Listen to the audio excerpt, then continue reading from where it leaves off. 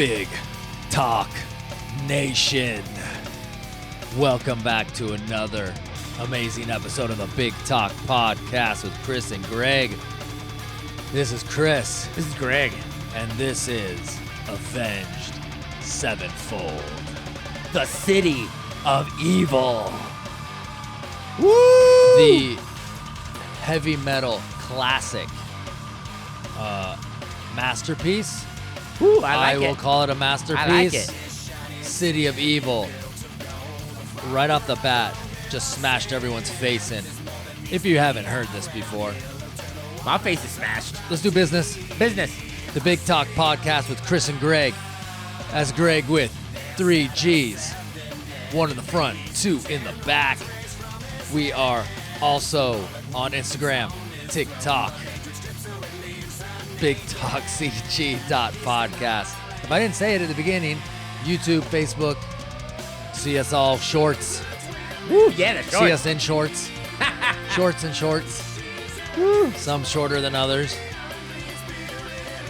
Let's go. Let's fucking go. Beast and the Harlot, track 1. You can... We're already rocking on this, man. Hold up, dude. Hold up. Yeah, hold up. Hold up.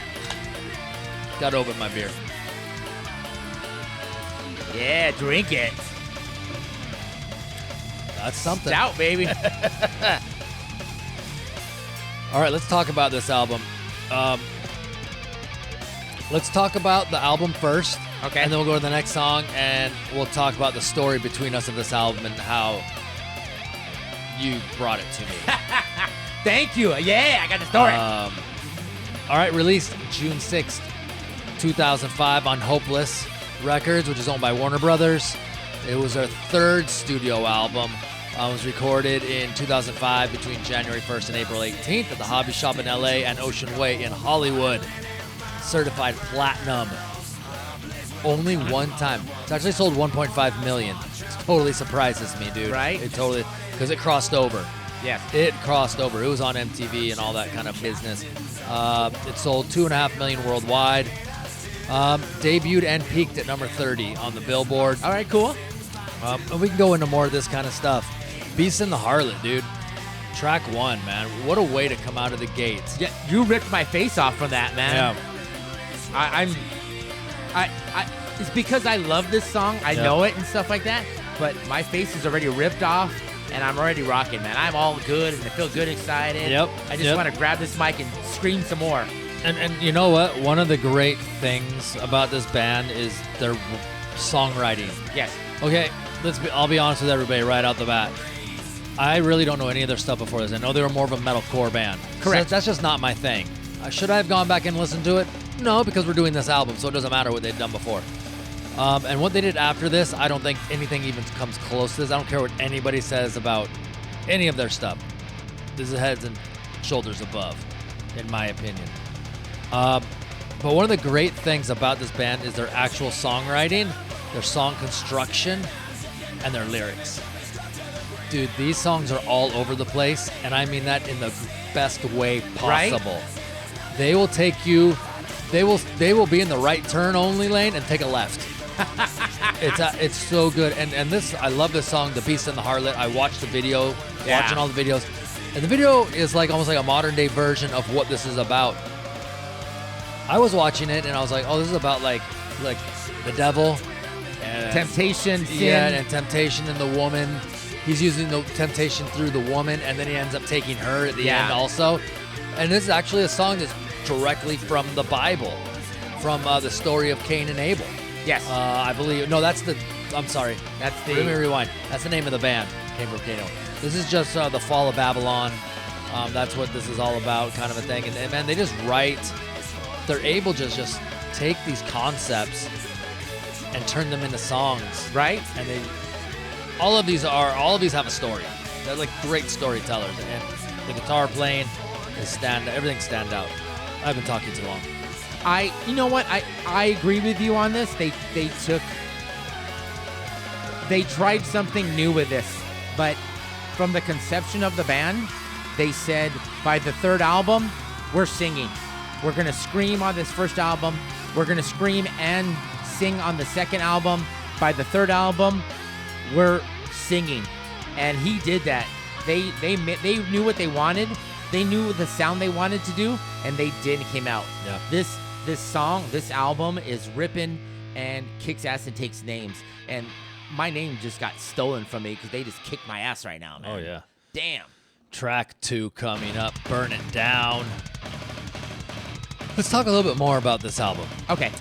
This was actually the first release off of the album. It didn't get received well at all. Correct. This is the first single from it. Yeah. Wasn't well received. Let's go on to some other things. Let's talk about. Let's list off the band members. Okay. M Shadows, lead vocals, backing vocals. Zaki Vengeance, rhythm, lead guitars, vocals, acoustic guitar. The Rev plays drums. Rest in peace. The Rev plays drums, backing vocals, and piano. Synyster Gates, lead guitar, backing tracks, piano. Johnny Christ, bass, backing vocals. There you go. And I can't say enough about the guitar playing on this album. Right? It's almost a modern day Iron Maiden, a modern day Judas Priest. The dual guitar attack. These guys grew up with Judas Priest and Iron Maiden, and they made it their own and put their spin on what they wanted to sound like as a dual guitarist on it.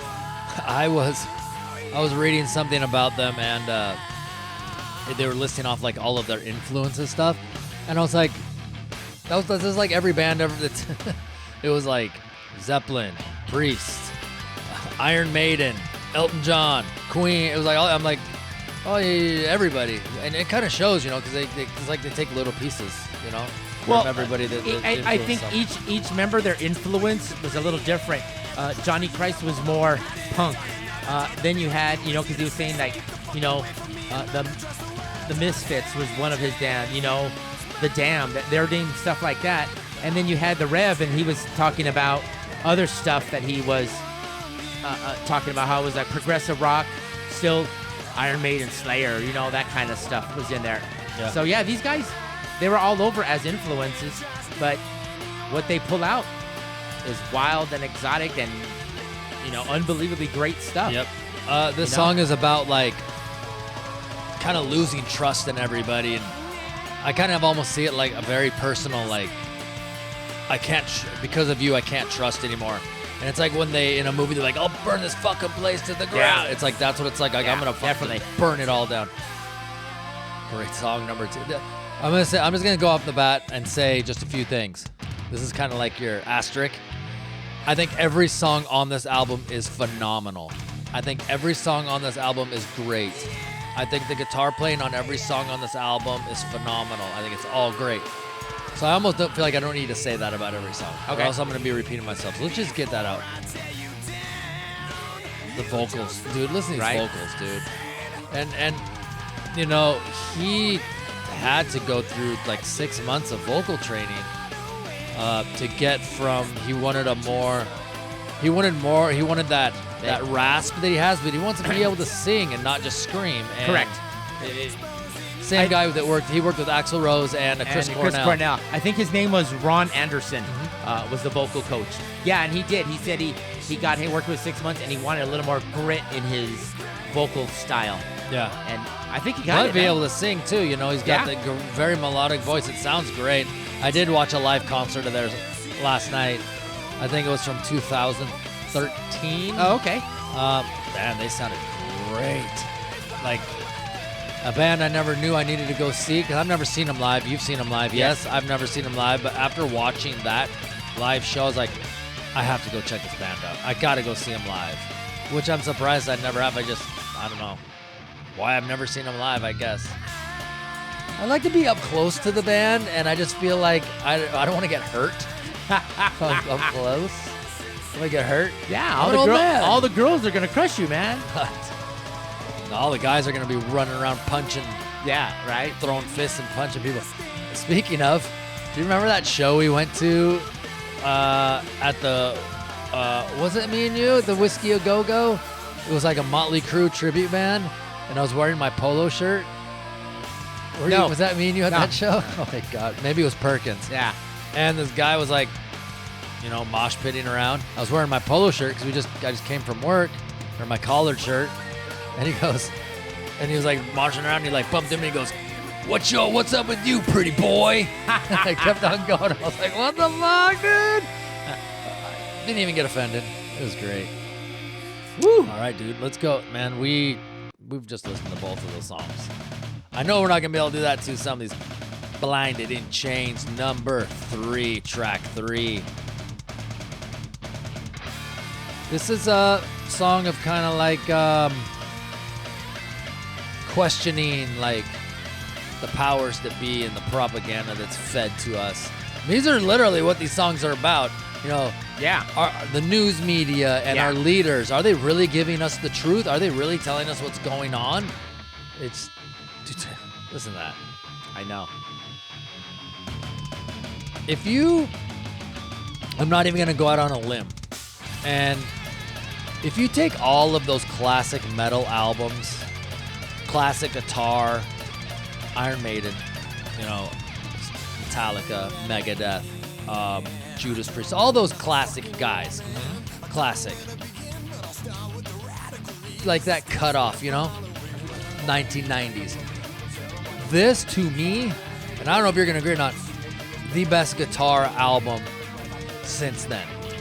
Since those bands. I'm definitely going to agree with you on this, man, because I thought their work was excellent on there, and it did, like I said, they had their influences, and they just made it themselves. Like, they're not trying to be those guys, no, but they're just, hey, I loved you so much, I learned how to play with somebody like a dual guitar, and this is what I'm putting out. Yeah. And it works well. Yeah, they're twin guitar playing. Judas Priest, we're going to take that, but we're going to do it our way. Yeah. We're going to take the gang vocals from this band. We're going to do it our way. We're going to take, the drummer. I'm going to do it my way. And, it just mix it all up in a pot and you come out with this. You know how I was talking about how the first album was metalcore and the second album was a little bit metalcore with screaming? I think on this third album, which they gained people like me and you, but lost a little bit of the hardcore that didn't want them to sing and didn't want, like their metalcore audience was kind of almost pulled away from them. Well, on this album. Yes, I agree with you 100%. But you got to look at it like, let's look at it in a realistic, let's look at it in real world. Okay. Would you rather just please your original fans, your hardcore fans, that small group? Or do you want to actually play music for a living and be able to see the world? What one would you rather do? And be rich as fuck and not have to worry about it. And actually be a musician and a band for a living and never have to do anything. What one would you rather do? I think I'd rather be a musician and not have to play at clubs and little theaters, if even that. Yeah. And have a little hardcore fan, or I can be in arenas, coliseums, and stadiums on some of these things, and festivals and headlining, and that's what I'm doing. The choice is easy, and people aren't selling out. If you want to do this for a living and legit do the best you can, you're gonna leave your hardcore. You're gonna leave those bands behind. Exactly. And that's what I'm saying is do it yourself. They went from an independent label, Hopeless, to when they took on this one, they signed with Warner Brothers. And Warner Brothers is a monster. Yep. They're a beast. They'll take you, they'll give you what you need in the studio, and will promote you or put you on the path with videos and money for touring and stuff like that. And they did. They took it. You're right, Chris. But like I said, from the beginning, I think these guys had a vision, what they wanted, and they needed to execute it any way they could, even pleasing themselves. This is what I want to do. Yeah. Hey, Chris, we're gonna work you with a producer. We got P. Diddy over here. He's gonna produce you. And you're like, P. Diddler? Exactly. No, I don't want him. Yeah. I want this other guy from the streets who knows how to play, has worked with us before. This is what we want. And that's what they did. I think his name was Mudrock, right? He was the producer of this. He did the last one, he did this one, and he did a phenomenal job of bringing these guys up, letting them do what they need to do, find their sound, and put it up to 11, in a sense. Oh, yeah, dude. Right? He squeezed every drop of juice from this lemon. And the band was giving every drop of juice. I think we just went through another song, dude. We're just... Let's go. Let's go to the next song. All right. The hit. The hit. The hit. This is the one that put him on the map. Backcountry. Kind of a fear and loathing style Fear video. and Loathing in Las Vegas. Yeah. That's I love the drums in this song. Oh, dude. The rev, man. Who the superstar is on this, I couldn't tell you between Rev and Synyster Gates. Yeah. To me, are just on this. And even, and you know, Zachy, they just, they did it. They knew what they were up to. But Rev, his beats, or what he was doing, man, he's a great drummer. Let's talk about some accolades for this band. All right. I found some stuff, 2005 at the Kerrang. They were nominated. I'll give you some nominated and some wins. Okay. 2005, Avenged Sevenfold, the Kerrang Awards, Best Live Band, they were nominated. Then we hit 2006, the year after this album was released. 2006, MTV Music Awards, Best New Artist, win. They beat Rihanna, Chris Brown, people that are like megastars, beat them. Panic at the Disco, Angels and Airwaves, James Blunt. Golden God Awards, Best International Band, win. Total Guitar Guitarist of the Year, Synyster Gates for this album, wow. win. Dimebag Darrell's Young Shredder Award, Synyster Gates for this album, win. And then Best Band on the Planet, they were nominated. They didn't win in 2006. I believe Chemical Romance might have won. Oh, okay. I think was the winner. But they're nominated. They were nominated. All right. But man, this is Stratosphere. This is Stratosphere right here. Why don't you tell everybody the story of how you brought this to you CD to me?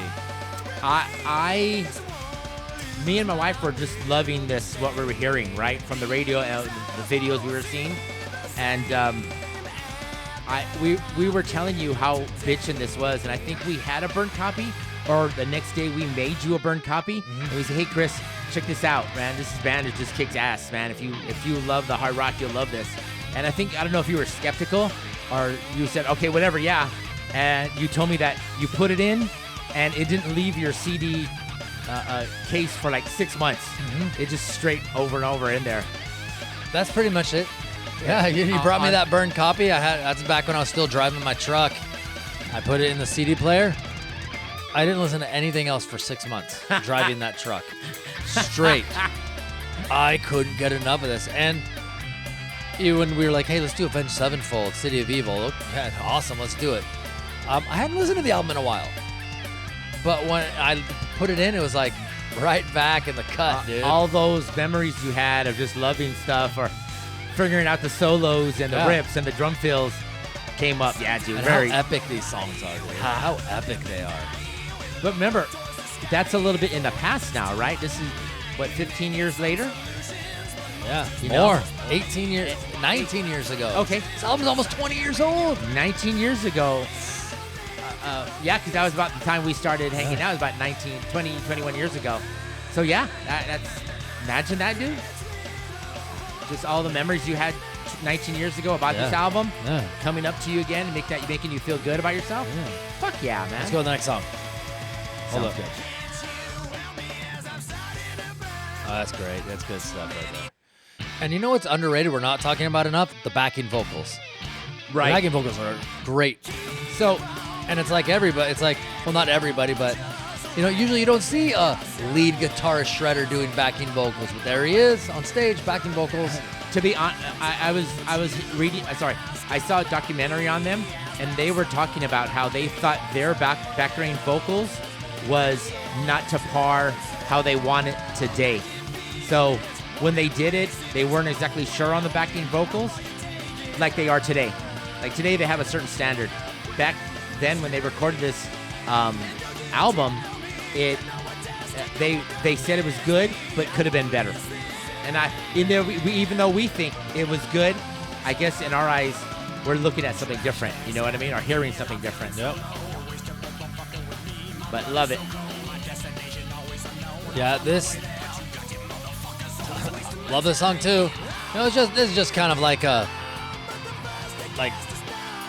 get the fuck away from me. Kind of like an angry song. Yeah. Yeah, definitely. It just says it right in the lyrics, dude. This is great, dude, and I love just how the grit in his voice is just great. Isn't that bass solo? Fucking Johnny.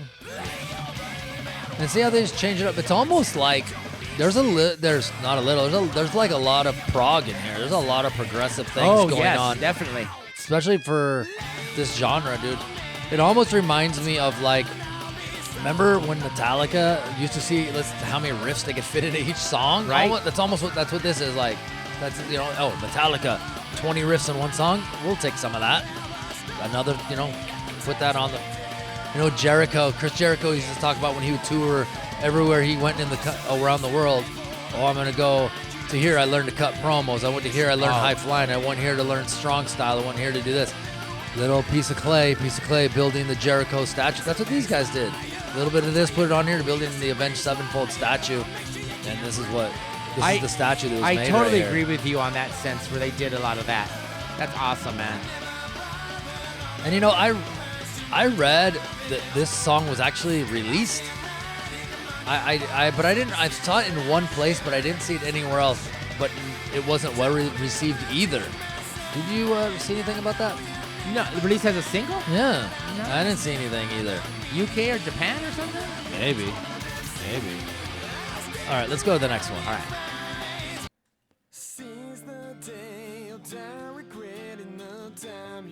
So the fourth single from this album, right? Yep. Yeah. Seize the day. And like he says, they've never really done a balladish before, and this song is great. I love this song so much, dude. This still is in one of my favorite playlists. Crank it all the time, dude. Love this. Live your day. I mean, it's easy to tell what this song's about. Seize the day. Live your life to the fullest. Spend the time you can with your family, your loved ones, the ones you want to be with as much as you can now, because you never know when you're going to lose them. And I love it when a video tells the same story as the song. Give me a stage performance video, or give me one that goes right along with the song. Yes. And this one does. It's pregnant. His girlfriend's pregnant. They're kissy. You can tell they're in love. His friends come over. He leaves with them. They go rob a store. He's the one that gets arrested. He ends up in jail. His wife comes to visit him. They get into a fight. She leaves, gets hit by a car. She dies. Then the final shot is them at the guitar solo part where they're at the graveyard. Yes. And he's playing the guitar solo on the coffin, and then it goes to the graveyard where they're visiting her grave, and then his son. Great, dude. Great video, dude. Didn't you feel that guitar solo on the coffin was very Guns N' Roses-ish, like November Rain-ish? Yes. I think it was very, and you know what? For a second when I saw it, when I saw that happening, I was like, I wonder when they did that if they looked at each other and said, "Should we do this?" Right? For a second, it's kind of like, should we do this? Should we play this guitar solo on top of the coffin? And you can see him. There's a hole there because you can see him a couple times. And you see the coffin, because the straps are under it when they lower it in. You can see it rock a little bit when he's playing. It's like, oh, this shit's not just sitting on the ground with all the shit around it. This is like above the hole. I mean, obviously, there's not a body in there, but you know what I mean? Yeah. It's like, should we be doing this, guys? Fuck yeah. Fuck yeah. If we're questioning if we should or shouldn't, we definitely should. But man, So this is like a modern day power ballad. Yeah. Would you agree with that? Oh, definitely on that one. Like I said, totally love it. Totally love this song. I can't get enough of it, man. So fucking killer. And then they love the guitar solo. Yeah. And then he cranks up his vocals, in the end, and it's just killer, dude. It's a nice wrinkle in this album, with all the other stuff that's just, I mean, yes. And it's not only is the video where he's playing November Rain-ish, that sounds November Rain-ish. That sound, it sounds like Slash. Like this is a Slash style. To me, you can shake your head, but I don't know. I think you're reading it into too much. You saw too many videos, Chris. maybe. All right, let's go. All right, go ahead. Ready? All right. Sidewinder. Which is a killer song, Yeah. dude. I think did you know that Synyster Gates' dad does the guitar on this? Or there's a certain part where he helps out and does the guitar? And a steel guitar and acoustic guitar? I did not know that. Maybe he's one of the additional musicians. Yes, probably. Brian Hanner? Yes, that's his dad. That's Synyster Gates' father. He does the like at the end. Yes. There's that Spanish style at the end. So the song is, I guess it's about written from the perspective of a snake. Right? I love it, dude. I don't care what it's about, dude. I was just hearing on this time they said there's a part of it that makes it sound like maybe they recorded it like it sounds like it's slithering. You could feel the guitar work is a little bit slithering on your side, which is great, dude. Like I said, this is a great song too. I shed my skin tonight, but my fangs are hard to hide. And you know that you're going to die. Right? A venomous bite, yeah. It's about a, snake on the attack. I'm gonna kill you. Love it, dude. Shaking the whole studio here, dude. You're rocking right now, dude. I probably am. I'm spilling my beer. What? No. Spilling my Death by Chocolate Imperial Chocolate Stout. Who makes this? Paper back. Death by Chocolate. Paperback Brewery. Delicious stuff. The other. All right. Let's go, dude. You ready? Yes. We got a lot. We got a lot to cover here. All right. We don't got time to dilly dally. Look at twin guitars right there. Oh my God. Zaki Vengeance and Synyster Gates are just like kindred spirits or something. Right? Just like I can't remember who we were talking about last time where Jesus said, there's your guitar player. Can't remember. Oh, it was Extreme. Oh yeah, Nuno Betancourt. You said that. You go, God, yeah. He cut his hair a little bit. He goes, there's Nuno Betancourt. This is like he took one piece and divided it into two. And they're like, they just go together like peas and carrots. I love it. You know, a lot of their influence, Avenged Sevenfold, for this album was they did a lot of European power metal. Was one of their main influence. Bands like Children of Bodom or a band called Blind Guardian, which I've never really heard of them, so that's like a band to check out. But those were like the two big influences they were taking from a lot of their what they wanted to sound on this album. You know, between the guitar work, along with the Priest, Maiden, which sounds good. I mean, we all love European rock and roll, European death metal.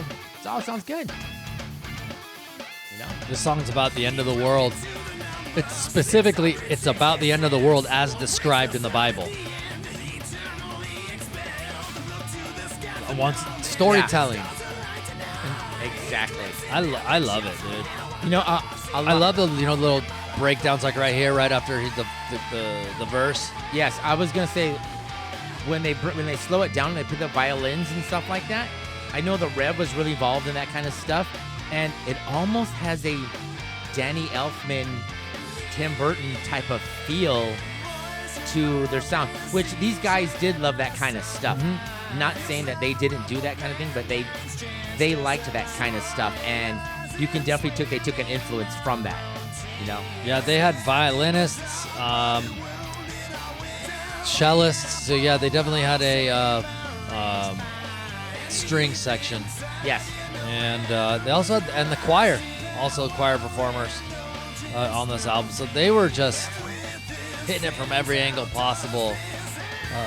Lots of ideas coming to fruition. But man, I wish we had this in this song. Okay, let's do it. Yeah. I wish we had this in this song. Oh, let's do it. Wouldn't it be Let's have cool- a song that's about this. Let's do it. Wouldn't it be cool if we had this? What if we had children singing? What if we had violins and they're playing? Yeah. Yeah, dude. They just either knew people or called somebody up and say, hey, come down and rock and roll here. Yeah, listen to this shit, dude. Sounds so good, dude. I thought that's usually where Greg says something like, hey, you don't have to tell me. Oh, man, this is good stuff right here, dude. I mean, you can easily see or hear why I call this album a masterpiece and the greatest guitar album since the great guitar bands of the 70s, 80s. I mean, really, it is.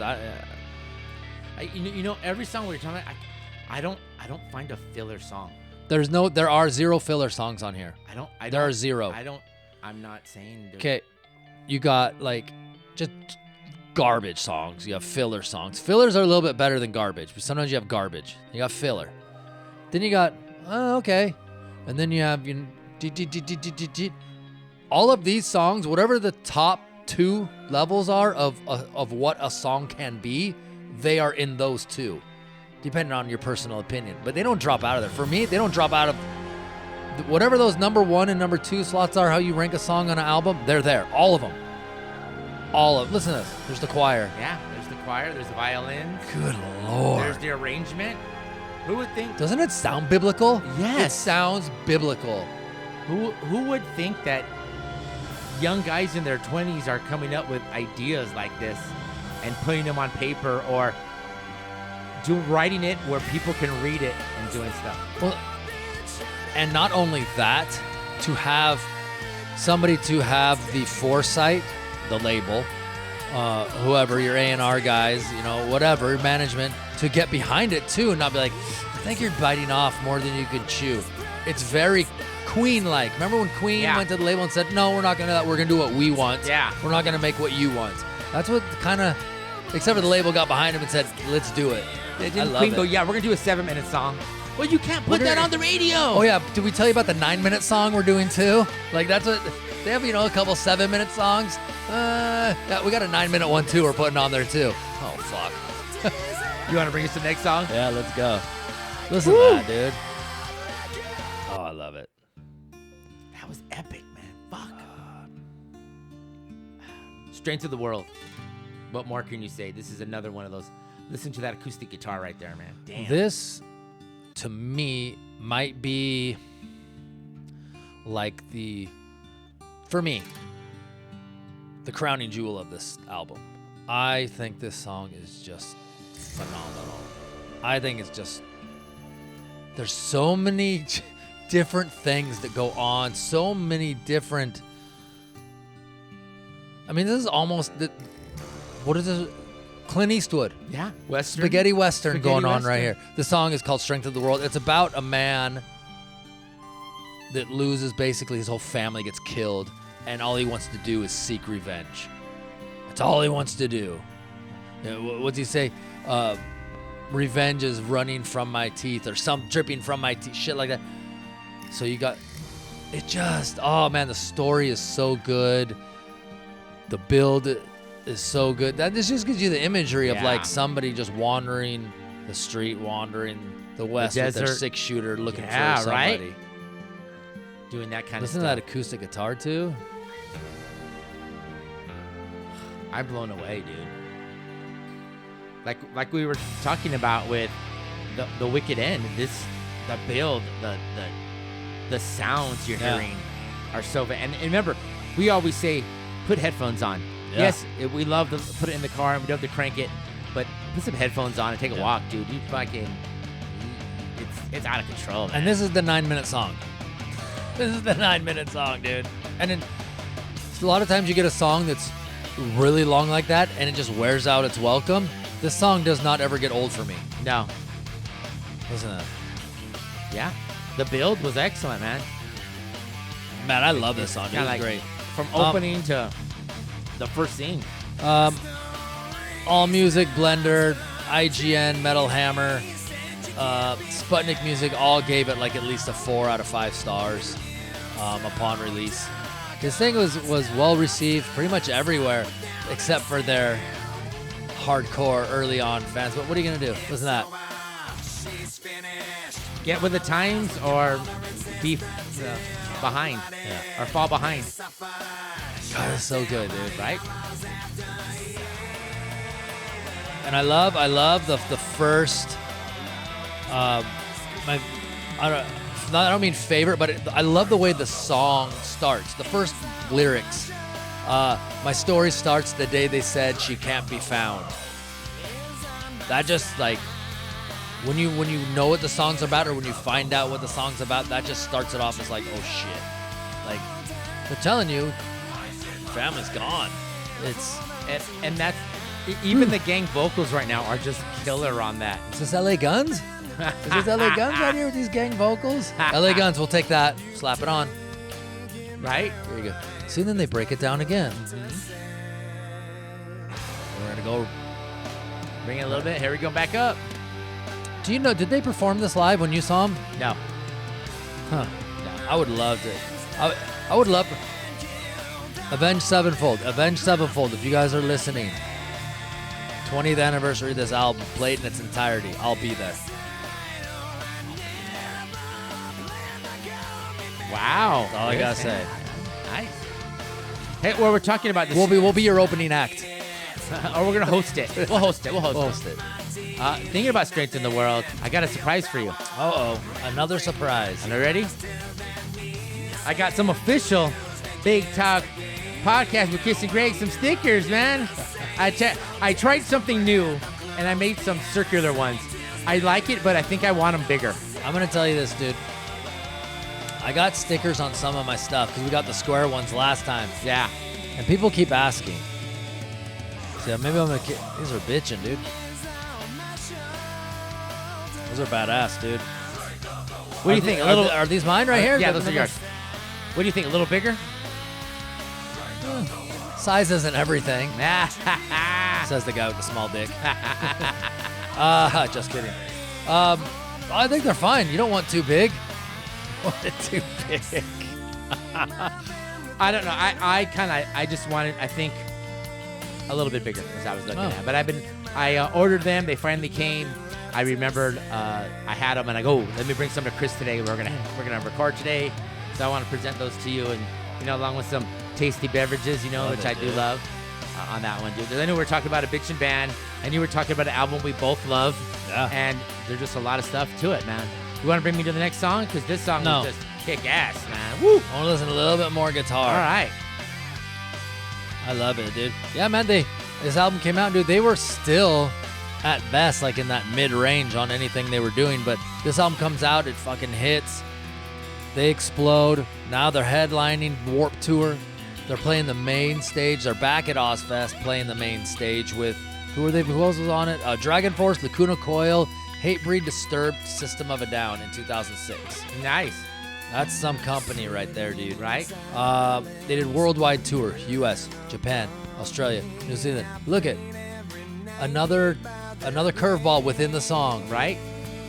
And then I know that they come in with the solo after this part, and it's just amazing, dude. You can't write this shit, but they write this shit. I think this band does write this shit, and they write it well. And a little bit of a different vocal approach. Yes.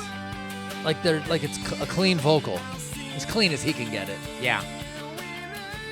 You hear the solo in the back come, and then it hits in really hard. Let's go to the next song, dude. We're gonna end up listening to all 9 minutes. And Betrayed. This go ahead. I was gonna say, did you know that this was a tribute to Dimebag Darrell? I did. Yeah. So and honestly, the lyrics are quite literal. When you go through it, it's like, especially that second verse. He was a hero of yours since you were a child, and shot him in the back. And, is that the way to go? Oh my God, dude, it's just. And it's in my dreams. It's just me and you. He was a big influence on band. Pantera, Dimebag was pretty much anybody that's playing in a band right now, a metal band. Dimebag has influenced them for sure. I think he did have a lot of influence on the generation or behind us, like the generation that came up. Because we talk about our generation, or mine was Eddie Van Halen. You know, you had the Eddie Van Halens. The one before us was the Jimmy Page and the Jimi Hendrix. Yeah. They had Eddie Van Halens. Now you have guys like Dimebag and other artists, other guitarists that just kick some ass thing. Yeah. Now it's just today's music. There's not really a lot of solo guitarists. So who is the guitarist of today? I don't know. Right? The early part of the 2000s, like we know, I think one of the last ones was Nuno Betancourt. Before that, we know we love the George Lynch's, Eddie Van Halen, George Lynch's. Now, years later on, you got the Nuno Betancourts. Who's next? There isn't that many guitarists who are doing, or maybe we're missing the boat. Is there? I think we're probably missing a boat. Yeah, maybe. We'll have to ask some of the young kids, I guess. As much as I hate them, I think they're idiots. We'll have to engage the young ones. Are you going to say? They're going to say, oh, I like this DJ. Like, that's not music. That's just beeps and squiggles. It's like, what's that?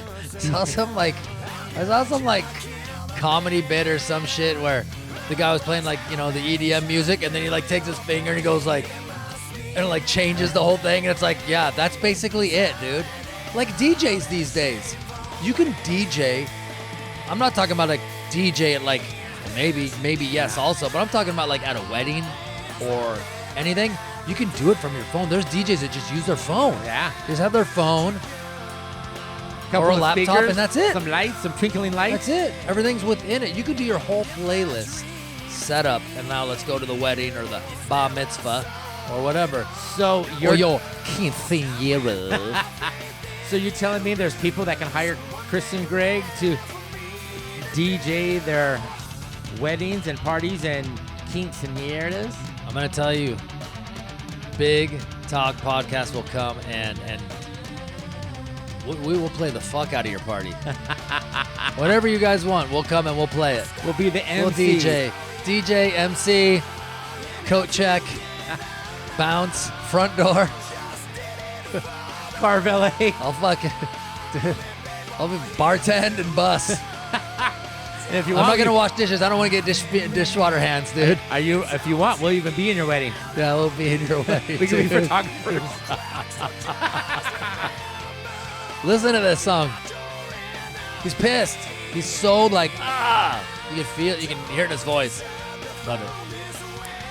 We've only got one more track left on here, dude. Yeah, because we've been kicking ass, taking names, baby. It was great, dude.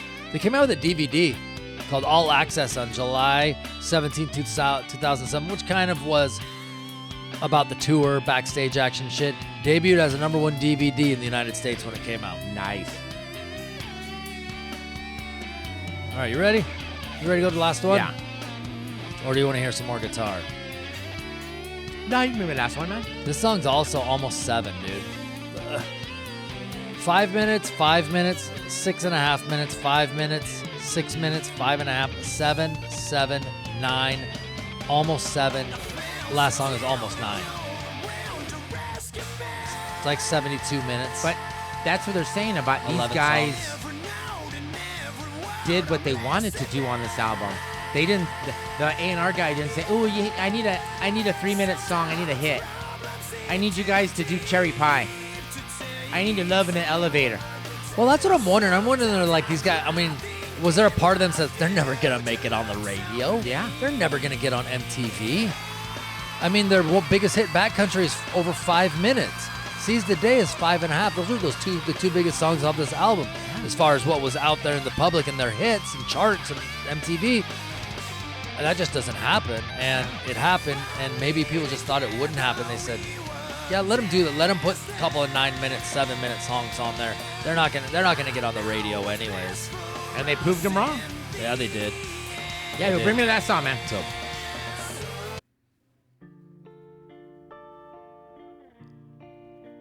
Pretty. I was gonna say that in my head, it was so beautiful just listening to these guys crank or hear something like this, man. Fuck. This song kind of starts and ends like this. It's got the nice soft beginning, tells a story of like what a man goes through during war and coming back from war and how it affects him and all that kind of stuff. And then it ends like this, you know, a feeling of desperation and all the horrors. And I hope I did the right thing. Yeah. The guilt. Seeing, there's a line in here. I shot a mom like in front of her child. It's just, that's a real thing. That's a real thing. Some people kill for fun. That's a line in the song. It's crazy, dude. Those are real things from war and battle that we never don't know. Those are the things that me and you don't know. But there are people who are from the military and they have those thoughts and they have those craziness in their mind, you know, today. What can you do? Isn't that double bass? You know, we could talk about Rev. We could talk about Johnny Christ and Zachy and Synyster Gates all day long because you're right, Chris. I didn't hear any filler. Zero. This was straight killer. Straight killer. Each song was individual, little different. The stories that they're telling are left to right, from, you know, end of the world to, you know, being a military, to love lost, live for the day, from drugs to backcountry, all kinds of stuff. Yeah. And it all worked. It all felt good. So City of Evil as a whole album, killer. Every story, every song, every riff, killer. It's nothing is wasted, and every word, note, sound has meaning. There's nothing wasted, and all is there on purpose and purposefully done. And this is, to me, the guitar record masterpiece of the modern era. And if you were gonna force me to say, like, well, what about all time? This, for me, guitar albums of all time, this is all in the top 10. Where does it fit? But this, for me personally, this is in the top 10 of all time. Some people might disagree with me, they might not like this, but you know what? The guitar playing on here is phenomenal. You just heard, 45 minutes of straight face-melting guitars. I love it, dude. Nice. So, let me ask you this, because we were talking about the story of me bringing it to you. The first time you heard it, did you feel this way, or it took a few listens to where you were just like, holy shit? I think first listen, I was like, shit, dude, this is good. I don't remember ever skipping anything when I was first listening to it. I think I was just like, maybe to see, like, is it all like this? Skip. Oh my God. Is it all like this? Like, that might have been what I may have done in a curiosity, not a I don't like this kind of way. Woo. I love it, dude. Hell yeah, man. Sounds good. I already talked about all the awards. I was going to list off the awards. We already talked about that. Well received. I got some, let's see if I can find it quick. I might not be able to. I thought I had it ready, but I guess I don't. Forget it. I had somewhere at some point, like, where some of these magazines and shit rank these albums. Like Rolling Stone has it as, you know, number skibbity bobbity in their all-time metal.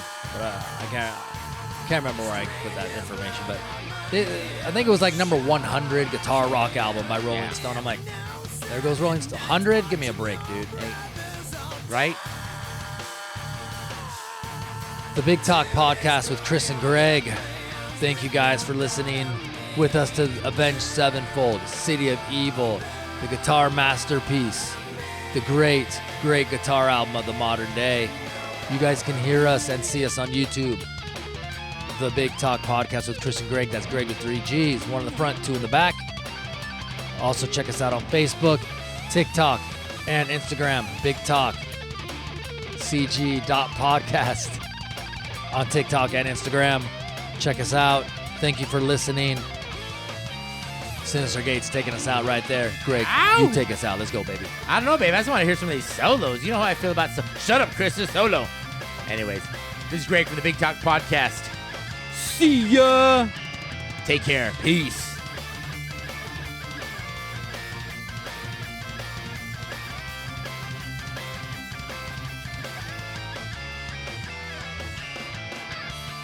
Love it. Yeah.